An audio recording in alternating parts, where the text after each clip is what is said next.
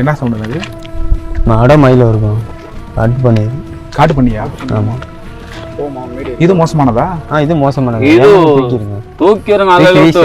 ஏன்னா ஆனா பார்க்க ரொம்ப ஷார்ட்டா இருக்கு. ஆமா. தூக்கி வீசுற ஆளே தூக்கி வீசுற. இதோ இருங்க இருக்கு. கூட்டம் தான். நம்ம சேஃப்டியா தான் இருக்கணும். விட்டு ஆளே தூக்கணும். அப்படியா? ஆமா.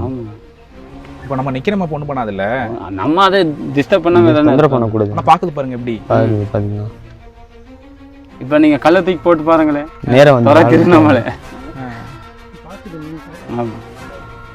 சிங்கி இருந்துச்சுன்னு அப்படியே தொடையை கிழிச்சிடணும்.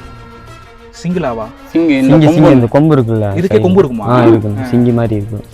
பாத்துனா ஒரு குத்துனா அவ்வளவுதான். என்ன நம்ம பேசிட்டு இருக்கோம், திடீர்னு சரசரன்னு இருந்துச்சு. நான் பாருங்க அப்படின்னு வாட்ச் பண்ணி பாருங்களேன், நம்மள ஏதோ பண்றாங்களான்னு. ஆமா. இப்போ வெளியாட்களா இருந்தா அந்த மூமெண்ட்னு தெரியாதுங்க.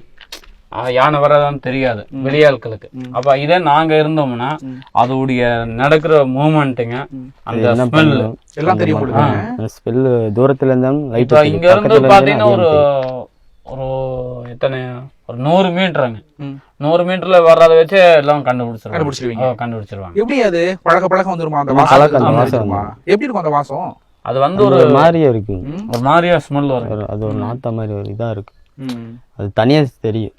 நம்ம தைலம் அப்புறம் என்ன வேற வேற பொருள் எல்லாம் கலந்தோம்னா ஒரு வாசம் வருங்க, கெட்ட வாசம் மாதிரி. அது மாதிரி வருங்க. அது மாதிரி. அப்புறம் அந்த சருகோட சத்தம் நடந்து வரது, முறிக்கும், இலையில முறிக்கும். இடையில இப்ப மரம் இருந்துச்சுன்னா மரத்தை முடிச்சு சாப்பிட்டு இந்த பட்டை வந்து அப்படியே உரிக்குங்க. தேக்கம் மரத்துல உள்ள பட்டை எல்லாம் தேக்கம். அந்த உரிக்கிற சவுண்ட் வச்சு நம்ம கண்டுபிடிச்சிடலாம். எந்த அளவுக்கு அழகு இருக்கும் அந்த இடத்துல ஆபத்து நிறைய இருக்கு. ஆனா வனத்துறை வர்றதுல இருந்து அதனாலதான் பாதுகாப்பா அங்கங்க செக்யூரிட்டி பண்ணி வாட்சர்லாம் நிறைய அது சேஃப்டியா போய் சேஃப்டியா வர்றதுக்காக.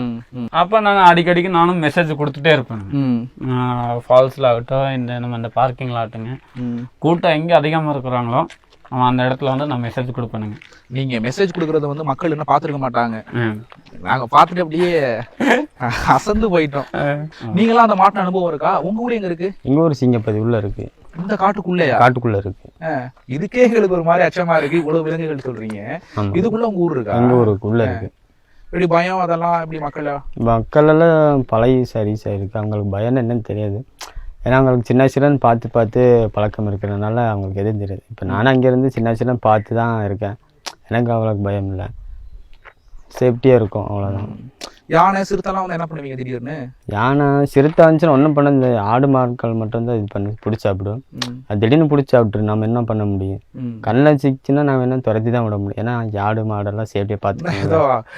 நாயை துரத்தி விடுற மாதிரி சொல்றீங்களே? ஆமாம், அது மாதிரி சம்பளம் நடந்திருக்கு. நாங்கள் சவுண்டு போட்டு விட்டு அது போயிடும். இல்லை சவுண்டு போட்டு ஆடெல்லாம் பிடிச்சி சாப்பிட்றோம்.